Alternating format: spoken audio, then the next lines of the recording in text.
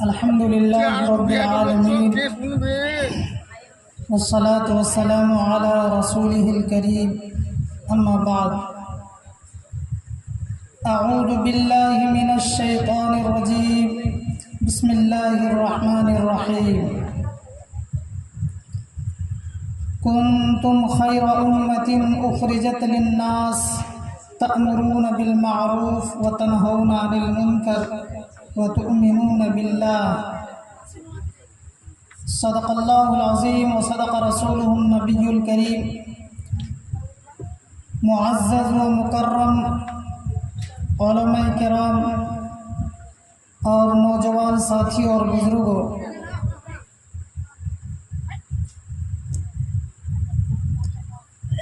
ابھی آپ حضرات کے سامنے میں تھوڑی دیر کے لیے بیٹھ گیا۔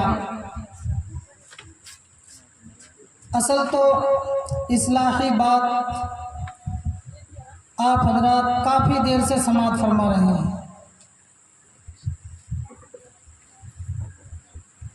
تو میں ان حضرات کی فضیلت میں دو چار بات کہوں گا،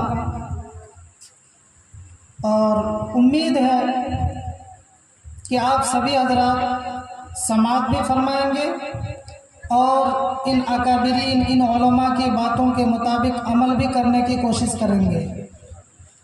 دوستوں اور بزرگوں، سب سے پہلے ہم اور آپ آقا نامدار جناب محمد رسول اللہ صلی اللہ تعالی وسلم کی بارگاہ میں ایک مرتبہ درود پاک پڑھ لیا جائے۔ اللہم صلی علی سیدنا مولانا محمد بارک وسلم تسلیما کثیرا کثیرا۔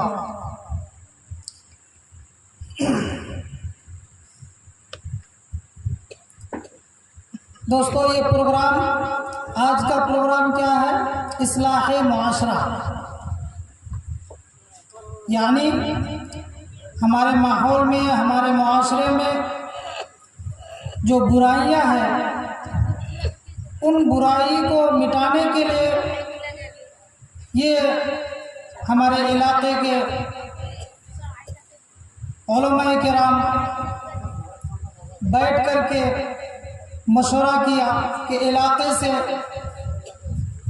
برائی، خرافات، رسومات، بدعات، ان تمام چیزوں کو کیسے مٹایا جائے، اور تمام مومنین، ہمارے علاقے کے مسلمان بھائی کی ایمان کی حفاظت کیسے ہو، ہمارے تمام بھائی، ان لوگوں کا ایمان سلامت کیسے رہے، ان کے ایمان میں کیسے ملاوٹ نہ ہو۔ اس وجہ سے اس کی ایک کمیٹی بنی ہے، باضابطہ ایک کمیٹی بنی ہے، اور ہر گاؤں میں ایک چھوٹا چھوٹا پروگرام ہونا ہے یہ اصلاح معاشرہ کا۔ تو دوستو، سب سے پہلے میں یہی کہنا چاہوں گا کہ آپ گاؤں والے، علاقہ والے، ہریش چندر پور تھانہ والے، مالدہ والے کو میں مبارکباد دیتا ہوں، اور آپ حضرات شکریہ ادا کریں اللہ تعالیٰ کی کہ اللہ تیرا بے انتہا بے پناہ شکر ہے کہ تو نے ہمارے علاقے میں اتنے سارے علماء حفاظ کو پیدا کیا۔ دوستو، اگر یہ علماء پیدا نہیں ہوتے تو آج ہمارے معاشرے کی اصلاح کی فکر نہیں کرتے، کوئی کرنے والا نہیں۔ آپ نے دیکھا ہوگا چند دن پہلے ایک الیکشن ہوا، ووٹ ہوا، جس کو ووٹ کہتے ہیں۔ ہم تمام لوگ مل کر کے جس کو جو مرضی ہوا، جہاں من چاہا وہاں ووٹ دیا۔ بہرحال سب نے اپنے اپنے رہبر کے لیے، اپنے اپنے گورنر کے لیے، اپنے امیر چننے کے لیے سب نے چنا، اور بڑی محنتیں کی، رات بھر جاگتے رہے، محنت کرتے رہے، ووٹ کی محنت کرتے رہے۔ لیکن دوستو، جو شخص اتنی ساری محنت کی، کیا انہوں نے کبھی، ان لوگوں نے کبھی ایمان کی سلامت کے لیے کبھی اس طرح سے محنت کی ہے؟ نہیں کی. لیکن جن کو ہم لوگ کچھ بھی نہیں سمجھتے ہیں، نااہل سمجھتے ہیں، جن کو گری نظر سے دیکھتے ہیں، ان لوگوں نے اس سے کہیں زیادہ محنت کر رہے ہیں کہ ہمارے آپ کی ایمان سلامت کیسے رہے. کوئی لالچ نہیں ہے. ایک پردھان بنیں گے اس کے اندر لالچ ہے، ایک کوئی ممبر بنیں گے اس کے اندر کچھ نہ کچھ لالچ ہے، لیکن ان کے اندر کوئی بھی لالچ نہیں. صرف ایک لالچ ہے کہ اللہ ہم سب کو معاف کر دے. تمام مومن تمام ایمان والوں کو اللہ جنت میں پہنچا دے، سب کو جنت میں جانے والا بنا دے. یہ ان کی محنت اور ان کے اندر یہ فکر ہے، لیکن ان کی قدر ہمیں آپ کو سمجھ میں نہیں آ رہی ہے کہ ان کا کیا مقام ہے. اگر آج اسی اسٹیج میں اگر اعلان ہو جائے کہ ایم ایل اے صاحب آ رہے ہیں، ذرا سا گاؤں میں سرسری کتنے لوگ آ جائیں گے کھڑا کھڑا کر، 1 گھنٹہ سننا پڑے 1 گھنٹہ کھڑے ہو کر کے سنیں گے. کیا اس میں وعدہ ہے کہ اللہ تعالیٰ کے یہاں تمہاری مغفرت ہوگی؟ کیا ان کی بات سننے کے لیے ان کی بات سنیں گے تو آپ کے لیے وعدہ ہے کہ ایم ایل اے صاحب کی بات سنیں گے، ایم ایل اے صاحب کا استقبال کیا اور آپ کو اللہ تعالیٰ نے معاف کر دیا؟ یا ایم ایل اے صاحب کو دیکھا یا پردھان صاحب کو دیکھا، آپ کو دیکھنے کو عبادت میں شمار کیا گیا؟ ایسا نہیں ہے. لیکن جن کو دیکھنے سے عبادت ہے ان لوگوں سے ہم رشتہ دور رکھتے ہیں، قطع رشتہ کرتے ہیں. تو دوستو، آپ سبھی حضرات خوش قسمت ہیں کہ اتنے سارے علماء پیدا ہوئے. ابھی مجھے بے انتہا خوشی ہوئی کہ مولانا عالمگیر صاحب آپ کے سامنے بنگلہ زبان میں بول رہے تھے. واقعی بڑی محنت سے انہوں نے بنگلہ زبان سیکھی. کیوں؟ کہ قوم کو، عوام کو، آپ حضرات کو، لوگوں کو، گاؤں والوں کو میری بات سمجھ میں آ جائے، اللہ اور اللہ کے رسول کی بات سمجھ میں آ جائے. اس پہ بھی محنت کر رہے ہیں. آج 12 سال 15 سال تک تو اپنی کتابوں میں محنت کی ہے.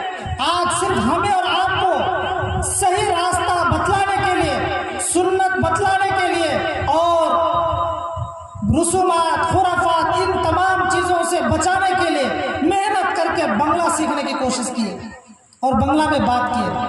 بہت زیادہ مجھے خوشی ہوئی. اور ہر علماء، ہر عالم یہی کوشش کر رہے ہیں، جبکہ بنگلہ بول نہیں پاتے ہیں لیکن کوشش کر رہے ہیں کہ کیسے بھی بنگلہ بول کر کے، اپنی زبان بول کر کے لوگوں کو سمجھاؤں، لوگوں کو سمجھ میں آ جائے. تو دوستو، یہ ہے علماء کی محنت، یہ ہے علماء کی فکر. ہمیشہ راتوں دن اس کے اندر یہی فکر رہتی ہے کہ امت گمراہ نہ ہو جائے، گمراہیت سے کیسے بچے رہے. ان کے اندر یہی فکر رہتی ہے. لیکن دوستو، ہم ان کی قدر نہیں کرتے. ہم قدر کریں، ان کی ہم قدر کر لیں. اگر ناقدری کریں گے دوستو، وہ دن دور نہیں. اگر ان کی ناقدری کریں گے، سارے کے سارے مٹ جائیں گے اور مسجد میں نماز پڑھانے والا بھی کوئی نہیں ملے گا. کیوں؟ کہ ناقدری کرنے سے اللہ جب نعمت دیتا ہے اور اس نعمت کی جب ناقدری کرنے لگتے ہیں تو اللہ تعالیٰ اس نعمت کو چھین لیتے ہیں. تو یہ سارے جو ہے، یہ سارے ہمارے لیے نعمت ہے. اگر ان کی ناقدری کریں گے تو اللہ تبارک و تعالیٰ چھین سکتے ہیں ہم سے. اور یہ حضرات اگر نہیں رہیں گے اور اس طرح سے نہیں بنے تو یقین مانیے ہمارا ایمان بچانا مشکل پڑ جائے گا. اور خاص کر کے ابھی کے دور میں یہ اصلاح معاشرہ کی ضرورت کیوں پڑی؟ پہلے تو کچھ تو پرانے زمانے کی باتیں، خرافات، رسومات ہیں جو ابھی ہمارے علماء کے اندر یہ چیز سمجھ میں آئی کہ اس وقت بے انتہا اصلاح معاشرہ کی ضرورت ہے.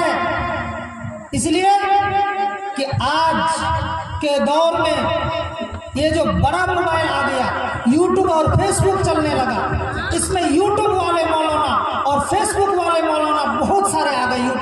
थूकने।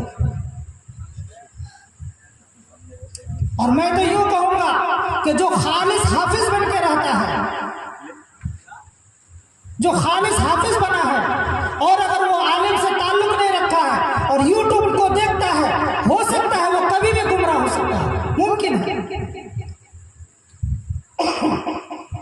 इसलिए इतने हदीस कुरान की दलील देते हैं। आपको एक मिसाल के तौर पर एक बात बता रहा हूं। यूट्यूब में मौलाना को देखते हैं, ये हदीस में नहीं है, ऐसा करना हदीस में, ये सही बुखारी में है, एटा सही हदीस, एटा सही बुखारी, एटा जाल हदीस, और वो माइंड में घुसा लिया जाल हदीस। कभी जाल हदीस होता है? नौज़ बिल्लाह, कभी जाल हदीस नहीं होता। लेकिन यूट्यूब वाले मिस्टर मौलाना कहा जाता है, उन लोगों ने जाल हदीस कह दिया। और वो हमारे मुआशरे के लोग उस यूट्यूब में दाढ़ी टोपी, बड़ी बड़ी दाढ़ी टोपी, इस्लामी लिबास, उलमा का शक्ल इख्तियार करके मोमिन को धोखा दे रहा है। और हम लोग क्या करते हैं? उनकी बातों को सुनते हैं और सुन करके अपने मौलाना को, अपने इमाम को परेशान करते हैं कि इमाम साहब को कुछ आता जाता नहीं है। वो तो मैं यूट्यूब में बोलते हुए देखा, लाखों करोड़ों लोग सुनते हैं, क्या वो झूठ बोल सकते हैं? और हमारे गांव के इमाम तो गांव ही में बोलते हैं, हमारे गांव के मौलाना तो गांव में बोलते हैं, तो इनकी बात क्या हकीकत हो सकती है? जाल हदीस और सही हदीस का क्या पहचान है? ये दिमाग में बात आ गई है। तो दोस्तों, आप दिल में हाथ दे करके सोचिएगा कि यूट्यूब के मौलाना से आपने मसाइल मालूम करके और उल्टा पुल्टा अमल करना शुरू कर दिया, और इत्तेफाक से आपकी मौत आ गई। आपके जनाजा कौन पढ़ाएगा? वो यूट्यूब वाले को बुलाओ, वो यूट्यूब से जनाजा पढ़ा देगा। आपके यहाँ निकाह होगा, निकाह कौन पढ़ाएगा? बुलाओ फेसबुक में मौलाना को, निकाह पढ़ा देगा आपका, होगा निकाह, जनाजा हो जाएगा। जनाजा की नमाज अगर यूट्यूब में पढ़ाए, फोन पे पढ़ाए, तो क्या जनाजा की नमाज होगी? तो यूट्यूब और फेसबुक में जितने भी तकरीर होती है, बयान होता है, खबरदार कोई भी ना सुने। अरे ये अल्लाह की शुक्रिया अदा करो, तुम्हारे गांव में बहुत सारे उलमा पैदा हो गए, उनसे मालूम करो, फजीलत उनसे सुनो, मसाइल उनसे मालूम करो, सही मसला बताएगा। यूट्यूब वाले तो बिकने वाले होते हैं, जो जैसे बोल दे उसी तरह से बोल सकते हैं। लेकिन ये आपके गांव के उलमा, इलाके के उलमा, ये किससे बिकेंगे? ये ओरिजिनल मसला बताएंगे। ये देसी माल है, डुप्लीकेट नहीं है, डालडा नहीं है। ये लेवल अच्छा है, चमकदार लेवल में सड़ा हुआ माल को पास करना। पहचानने सीखो दोस्तों, पहचानो। कपड़े से आलिम नहीं बनता है, यूट्यूब में बोल दिया तो आलिम नहीं बना। हाँ, शौक है मोबाइल चलाने का, यूट्यूब चलाने का शौक है, निशा है आपको। जब नशा हो गया है तो आप अपने आलिम से पूछिए कि मुझे मोबाइल चलाने का शौक है और मैं नहीं चाहता हूँ गाना बजाना सुनना, तो मौलाना कौन सा मौलाना का बयान सुने? तो उम्मीद है आपको बता देंगे कि ये मौलाना का बयान सुने। तो कभी भी आप गलत रास्ता नहीं इख्तियार करेंगे, कभी भी नहीं इख्तियार करेंगे। लेकिन दोस्तों, पहचानो तो सही, इनका मकाम तो पहचानो कि ये कौन है। लेकिन हम लोग क्या करते हैं? बांग्लादेश के मौलाना, ऐसी बात नहीं है बांग्लादेश में अच्छे आलिम नहीं है, अच्छे आलिम है। बहुत सारे आलिम को देखा,